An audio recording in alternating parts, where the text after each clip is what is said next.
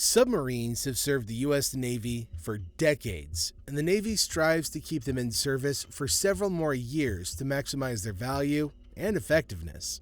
However, after many years of service, the time for these submarines to retire has finally come. Decommissioning these submarines holds the same importance as commissioning them. The mission that lies ahead is repurposing. Submarines that are no longer in service undergo recycling as part of the Submarine Recycling Program, or SRP. These programs are designed to manage the retirement and disposal of nuclear-powered submarines. It also ensures that the radioactive materials of the submarines are properly dismantled and disposed of. There are several options for what a submarine can be repurposed to after getting recycled. Valuable equipment and materials from the submarine are put into inventory for future use. The submarine is recycled in several steps. Once it's deactivated and the fuel in it is taken out, the cutting process is started and the vessel is dissected into distinct sections. Typically, the reactor compartment, the missile compartment, and the forward sections are segregated. This dissection helps the skilled salvage workers in handling hazardous substances. Cutting is done using handheld oxygen gas torches and thermal lances for thicker components. Strict rules and safety protocols are followed during these procedures to minimize risk to personnel. The reactor compartment is critical. Even though almost all of the radioactivity is dealt with during the defueling phase, the remaining 1% still poses a great amount of risk. Thus, proper disposal is mandatory for the environment. The team then carefully escorts the defueled reactor and begins preparing it for shipment. Heavy lift cranes and other specialized equipment help in making loading and unloading easier. Non-radioactive sections of the submarine are either drowned or turned into scrap metal. A typical recycling plant's process can result in millions of pounds of metal, which are then sorted according to types like aluminum, stainless steel, carbon steel, and copper. Materials and heavy steel are carried and loaded into commercial transport rail cars. At the same time, other metals and reusable equipment are sold at the market through the defense reutilization market to the highest bidders. The lifespan of these submarines that serves in the Navy depends on multiple factors such as technology, maintenance, and the evolving requirements of the military. For example, the USS Bonham Richard is a floating battleship that served the Navy for 22 years. It was commissioned back in 1998 and decommissioned recently in 2021. Unfortunately, the ship caught fire back in July 2020. The fire caused damage and required billions of dollars to repair. The military thought of it as an unprofitable investment and decommissioned it. It was surely a wise action. Before the official decommissioning, the ship was inactive for some time. This inactivation period involved removing essential equipment and systems which could come in handy in the future, such as warfare equipment, communication equipment, and defueling. Only the maintenance crew is present on the ship, just to maintain the essential systems and for the security of the ship before retirement. High-ranking naval officers and the ship's crew attend the decommissioning ceremony. The ship's pennant is hauled down, marking the end of its service in the military. The recovered parts of the Bonham Richard continue to support the fleet even after retirement and were sold for a whopping $3.66 million.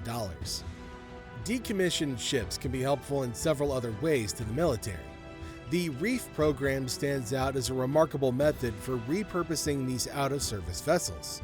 The USS Orion holds a significant place in this program. After serving 25 years, its decommissioning was held in 1976. The ship was initially sold for scrap metal. However, the ship's contractor was hesitant to sign the contract. Due to this reason, the Navy figured out another way of repurposing the ship. In 2006, the ship was towed 22 miles south of Pensacola for final preparations. A team of Navy demolition experts placed C4 explosives on the 22 C-connected pipes within the ship. The detonation involved approximately 500 pounds of explosives. After an estimated 37 minutes, the ship sank stern first into the Gulf of Mexico. The USS Orion descended and stood upright with the flight deck at a depth of 135 feet. After Hurricane Gustav, which occurred in 2008, the ship was pushed 10 feet deeper, placing the flight deck at 145 feet. It was the first, former, and the largest warship to be intentionally sunk by the U.S. Navy.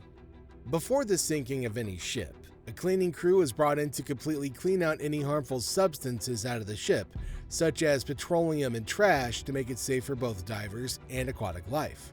The Oroscani artificial reef inhabits and provides shelter to numerous marine creatures such as fish and octopi. It's a site that attracts many recreational divers. In some cases, reefing or repurposing isn't a preferable decision. To tackle this, the U.S. Navy turns to alternatives to manage the life of decomposing and aging ships. Deconstruction of ships is the most preferred and favored method. It's the most common procedure as well. It requires careful dismantling and recycling of vessels abandoned by the U.S. Navy. One notable example is the deconstruction of the 433-foot flat deck barge named Davy Crockett, which took place in 2011 on the Columbian River at the Washington-Oregon border.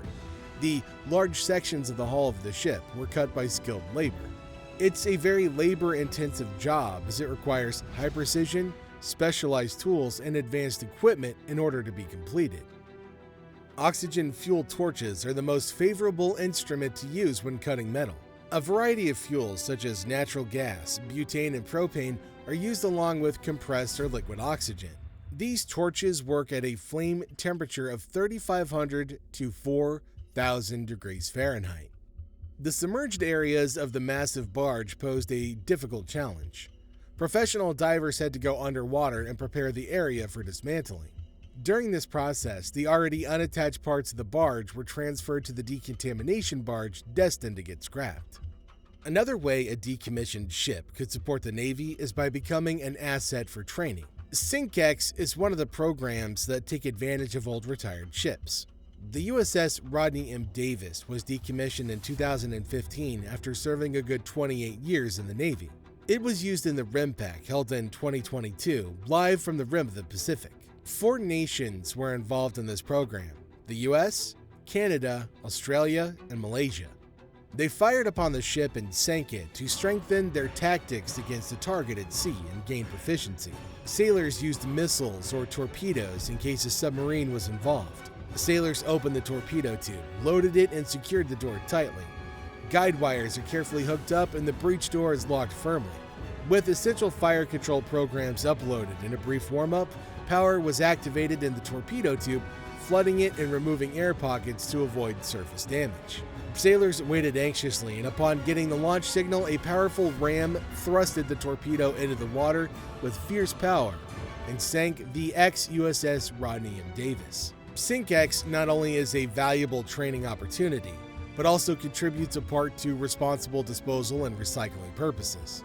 Among all of these options to get rid of these ships, preserving them for display purposes can offer a poignant option for ship recycling and celebrating maritime history. For instance, the USS Constitution, which was built back in 1797, also known as Old Ironsides, was restored as it holds a special place in the hearts of Americans and sailors alike. Restoring the ship to its legacy required a dedicated team of skilled labor and craftsmen. The tasks needed to restore the ships included removing and installing thousands of copper sheets lining the hull, replacing planks and blank spaces, and working on the keel of the ship.